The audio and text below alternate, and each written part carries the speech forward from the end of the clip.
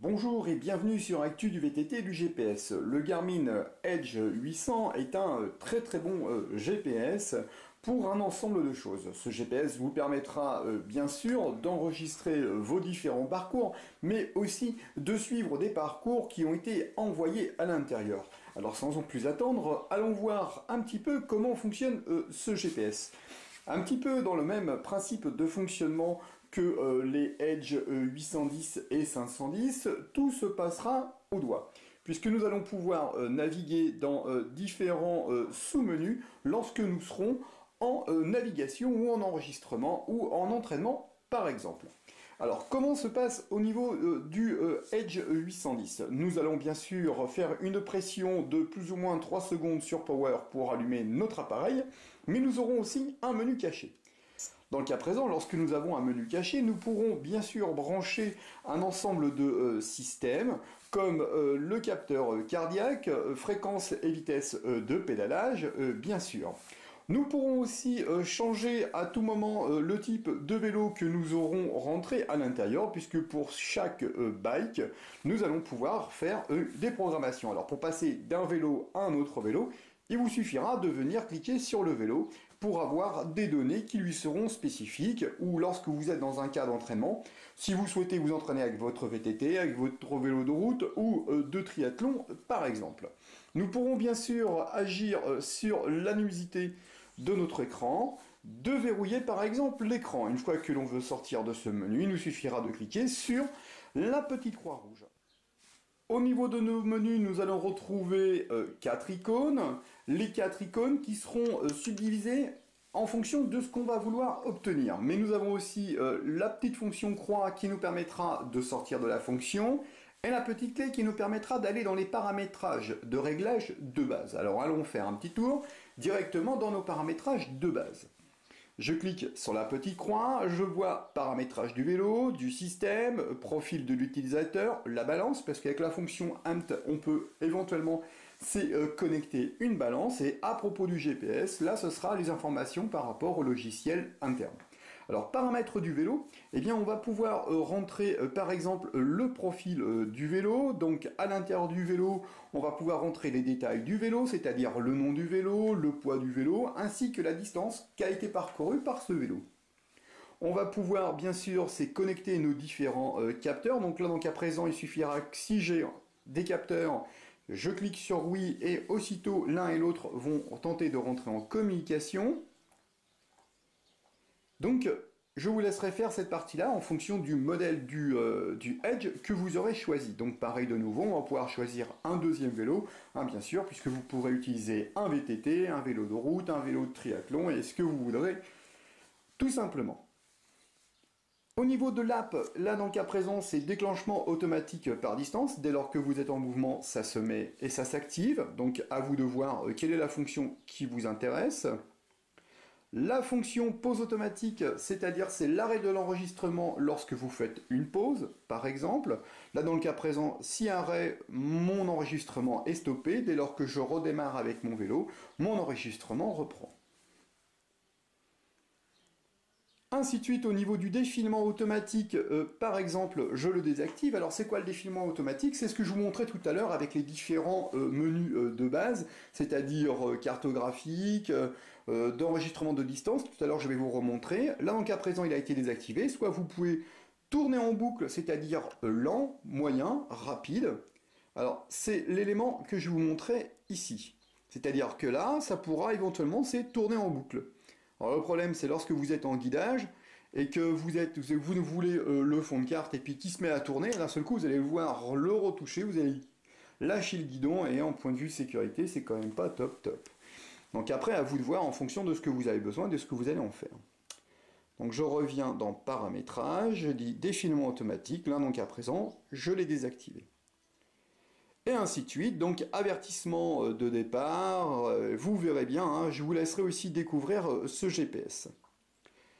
Donc paramètres système, donc au niveau du GPS, là c'est vraiment que lorsqu'on va être dans le cadre de la navigation, donc à présent notre mode GPS est activé, Je vais venir sur activer, donc je peux activer ou désactiver ou passer en mode démo si je le souhaite.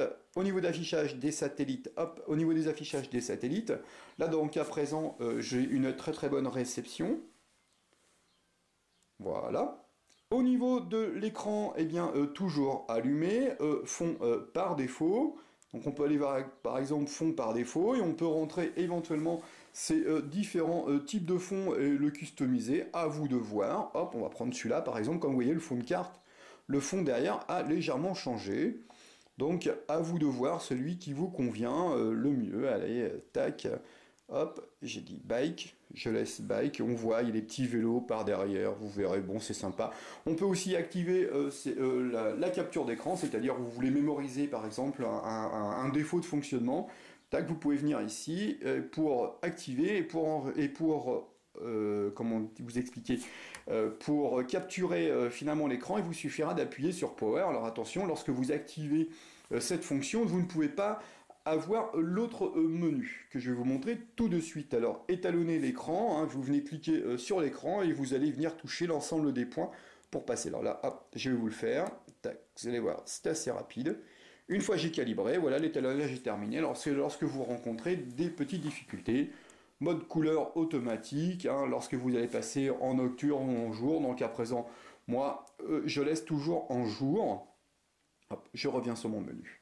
Lorsque je souhaite lancer un parcours, il suffira d'aller dans Parcours. Une fois que je suis dans Parcours, je retrouve les parcours que j'aurais préalablement téléchargés en utilisant Basecamp, mais ça, ce sera dans la deuxième partie de notre tuto. Je viens ici, je distingue mon parcours. Là, donc à présent, je souhaite éventuellement c'est changer la couleur de mon parcours. Je vais sur la petite clé. Là, donc à présent, donc là, nom du parcours, activer les détails ou pas.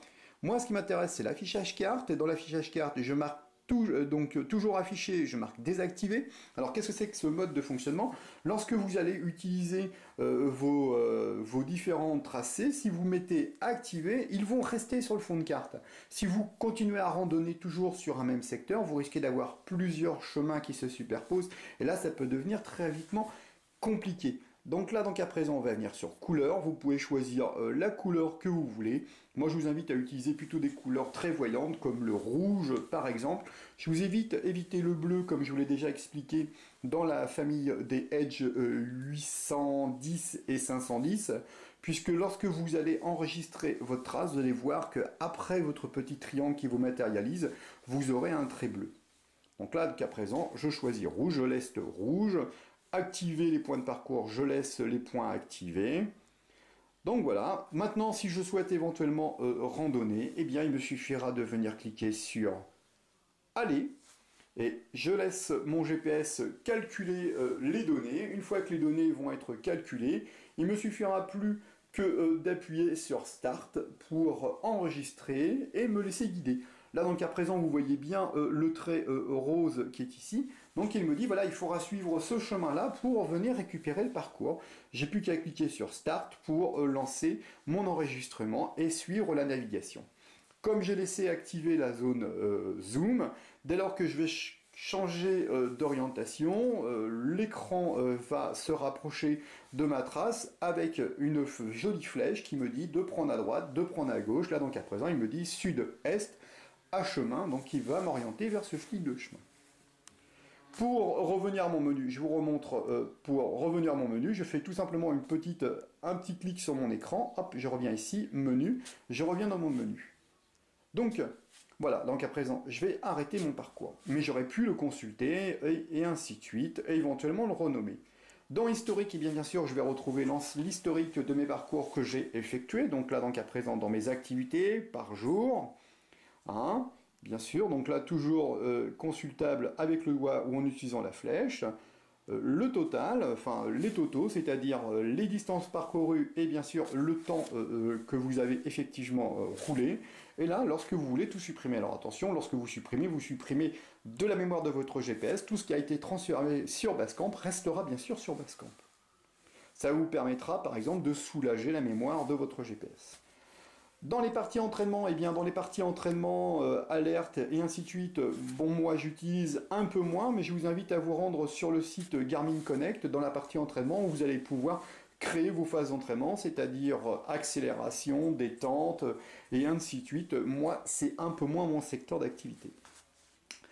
Ce qui est intéressant aussi, c'est d'aller où aller. Donc là, donc à présent, ce sont les destinations récentes. Si par exemple je clique sur ce point-là, je lui demande d'aller où aller. Alors je vais vous montrer. Et là, il va me calculer tout simplement l'itinéraire comme le ferait n'importe quel GPS de route. Et là, tel que vous le voyez, hop, je vais essayer de me déplacer. Voilà, vous voyez, on voit une flèche. Il nous a tracé un chemin. Et bien, c'est tout simplement le chemin que je dois suivre.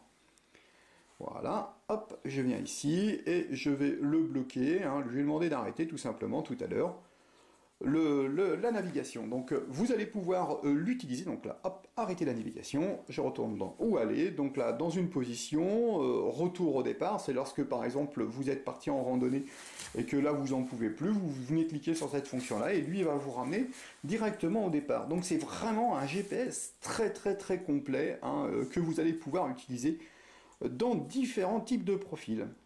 Écoutez, bah, je vous donne rendez-vous maintenant sur Garmin Connect pour voir comment on va pouvoir gérer nos différents paramètres, ainsi que sur Basecamp pour transformer un parcours en itinéraire et l'envoyer dans la mémoire de notre GPS, tout simplement.